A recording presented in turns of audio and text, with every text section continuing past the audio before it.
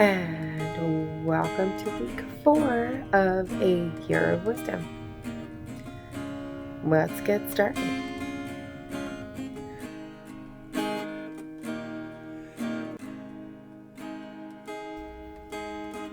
Day 26. Job 35 and 36. Then Elihu continued and said, "Do you think this is in accordance with justice? Do you say, 'My righteousness is more than God's'? For you say, 'What advantage will it be to you?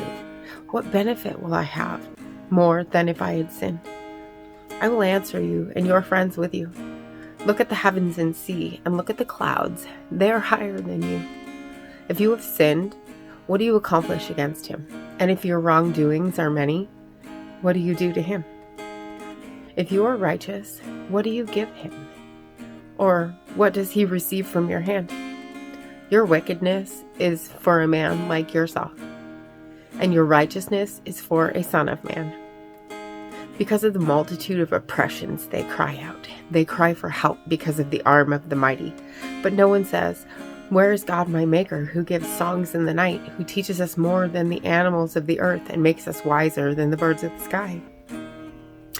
There they cry out, but he does not answer because of the pride of evil people. God certainly will not listen to an empty cry, nor will the Almighty regard it. How much less when you say you do not look at him? The case is before him, and you must wait for him. And now because he has not avenged his anger, nor has he acknowledged wrongdoing well, so Job opens his mouth with empty words.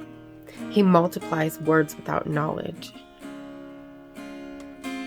Then Elihu continued and said, "Wait for me a little, and I will show you that there is still more to be said on God's behalf. I will bring my knowledge from afar and ascribe righteousness to my Maker. For truly my words are not false. One who is perfect in knowledge is with you. Behold, God is mighty, but does not reject anyone. He is mighty in strength of understanding. He does not keep the wicked alive, but gives justice to the afflicted. He does not withdraw his eyes from the righteous, but with kings on the throne he has seated them forever, and they are exalted. And if they are bound in shackles and are caught in the snares of misery, then he declares to them their work and their wrongdoings, that they have been arrogant. He opens their ears to instruction and commands that they return from injustice. If they listen and serve him, they will end their days in prosperity, and their years in happiness. But if they do not listen, they will perish by the sword, and die without knowledge. But the godless in heart nurture anger. They do not call for help when he binds them. They die in youth, and their life perishes among the cult prostitutes.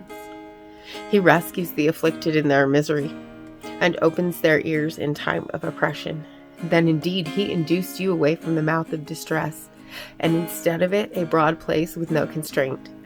And your table was full of rich food, but you were full of judgment on the wicked. Judgment and justice take hold of you.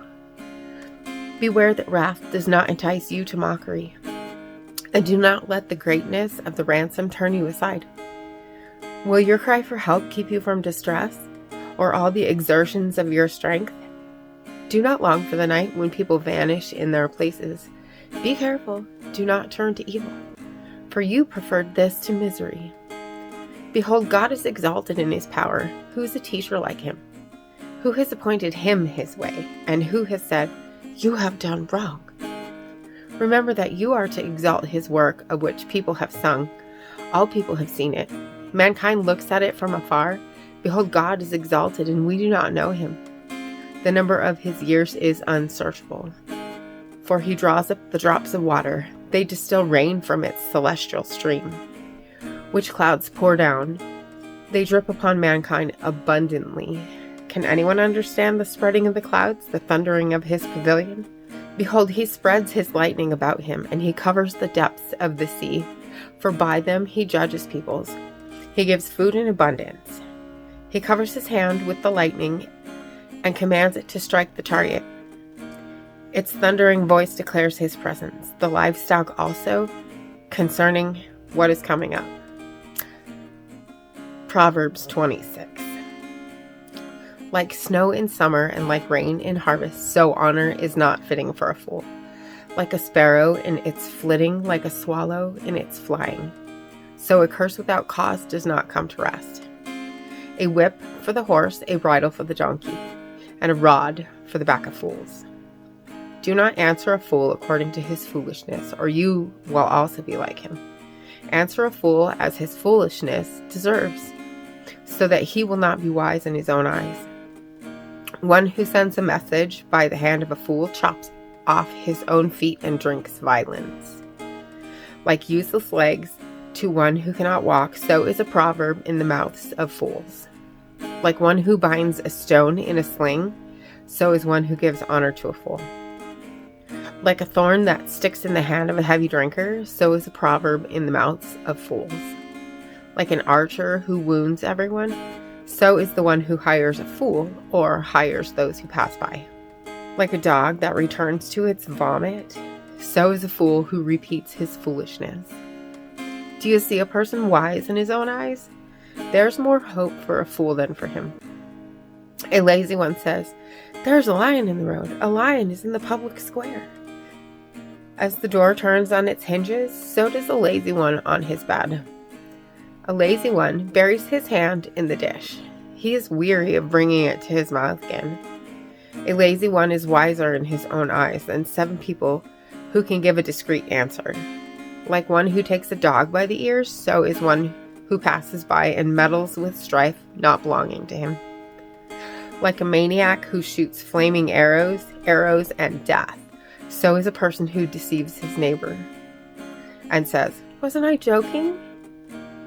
For lack of wood, the fire goes out, and where there is no gossiper, quarreling quiets down.